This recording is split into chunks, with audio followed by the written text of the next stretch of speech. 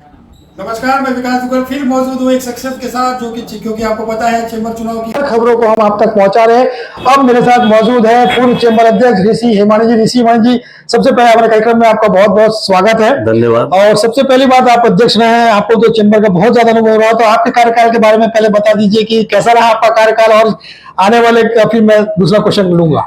Chamber में काम करके मुझे एक नए अनुभव का प्राप्त हुआ। जहां तक मेरे कार्यकाल की बात है, तो मेरे कार्यकाल में सबसे विवादास्पद मुद्दा जो है वो मेन रोड चौड़ीकरण का रहा।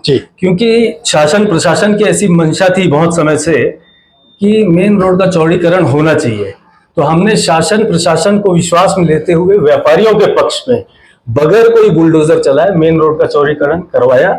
ये एक बहुत ही सफल कार्य मैं कह सकता हूं कि उस समय हुआ, कोई बगैर तोड़ फोड़ के, और व्यापारियों के समर्थन से, व्यापारियों के हित में हुआ। दूसरा जो है, मेरे कार्यकाल में एक शव वाहन जो है, शव वाहन जो चैम्बर हमेशा से अपने सामाजिक दायित्व का निर्वहन करते आ रही है, और एक शव वाहन एक्स्ट्रा आया जो कि हम पूरे शहर वासियों को निःशुल्क प्रदान करते हैं। तीसरा, चैम्बर में जो भवन का नव निर्माण हुआ उसके ऊपर एक टिन शेड जो है वो बहुत समय से रुका हुआ था। वो टिन शेड का भी निर्माण हमने कराया।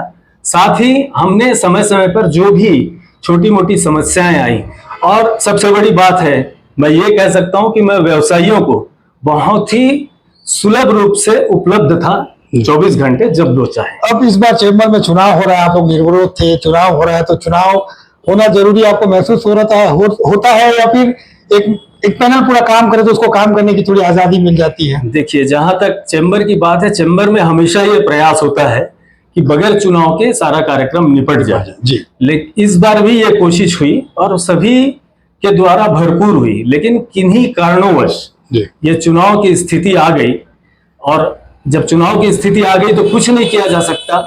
हम लोगों ने अपना भरसक प्रयास किया कि चुनाव की स्थिति निर्मित ना हो और एक सर्वसम्मति से एक राय बन जाए, लेकिन किन्हीं कारणों से वो संभव नहीं हो। अगर मैं बोल रहा हूँ, अगर पैनल में उपाध्यक्ष पद पर कोई दूसरा प्रत्याशी आ जाता है तो क्या अध्यक्ष को कार्य करने में थोड़ी दिक्कत हो सकती है? क्योंकि आपने अध्यक्ष का दायित्व निभाया है जी, तो दिक्कत आ सकती है आपको लगता है? वास्तव में तो ये होता है कि अध्यक्ष जो है वो तब फ्री होकर कार्य कर सकता है जब उसको थोड़ा सा टीम मन माफिक मिले।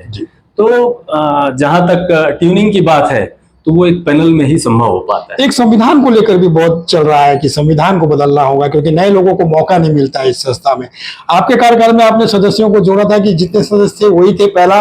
और दूसरा ये है कि क्या आपको लग रहा है कि जो संविधान में चेंजेस आया, उस संविधान में चेंजेस की वजह से लोग सेवा जो करना चाहते हैं, चैम्बर में आना चाहते हैं, उनको मौका नहीं मिल पा रहा? देखिए, चैम्बर विशुद्ध रूप से एक व्यावसायिक संगठन है, और व्यावसायिक संगठन होने के कारण इसमें केवल व्यापारियों को ही हम जो है उसकी सदस्यता दे सकते हैं।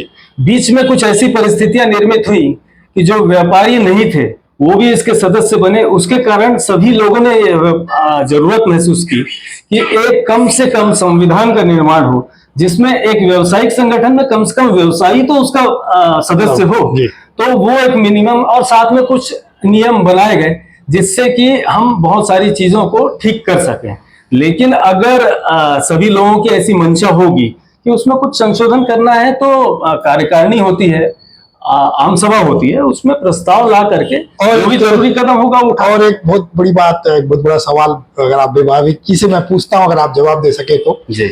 एक आरोप भी लग रहा है परिवारवाद का जी। तो आपको जब काम किए हैं, आप भी चैम्बर में काम किए अध्यक्ष पद पर, तो आपके ऊपर भी वो परिवारवाद का दबाव, क्योंकि मैं सोशल मीडिया से लेकर बहुत जगह ट्रेंड कर रहा है कि परिवारवाद, तो क्या वो परिवारवाद आपके ऊपर भी हावी हुआ? आपको काम करने में थोड़ी सी स्वतंत्रता रुकी आपकी? देखिए, जहां तक परिवारवाद की बात है तो मैं बहुत स्पष्ट रूप से कहना चाहूंगा कि मुझे सभी पूर्व अध्यक्षों का जो अनुभव था उससे मुझे बहुत ही सीखने को मिला, और उनका हर कदम पर मेरे को बहुत ज्यादा सहयोग मिला।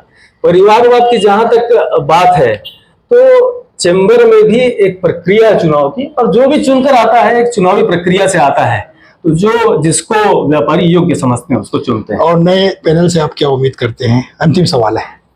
देखिए, उम्मीद यही है कि सभी क्योंकि व्यापारियों बहुत लंबे लंबे चौड़े वादे के साथ श्याम सोमानी जी निर्विरोध अध्यक्ष बने हैं। जी। तो आपको लगता है कि ये कार्यकाल बहुत अच्छी बेहतर ऊंचाइयों तक पहुंचेगा और वो विजन जो वो लिख रखे है वो कामयाब हो पाएगा? जी, हमारा श्याम सोमानी जी से यही हमारी अपेक्षा है कि वो जो विजन रखे वो उसको पूरा करें, और उस विजन को पूरा करने में हमसे भी जो सहयोग बन पड़ेगा हम जरूर करें। तो ये थे ऋषि हिमानी, पूर्व अध्यक्ष, और इन्होंने अपनी बात को बेबाकी से रखी है। फिर मैं अगले किसी एक शख्स के साथ आपकी फिर मुलाकात कराऊंगा।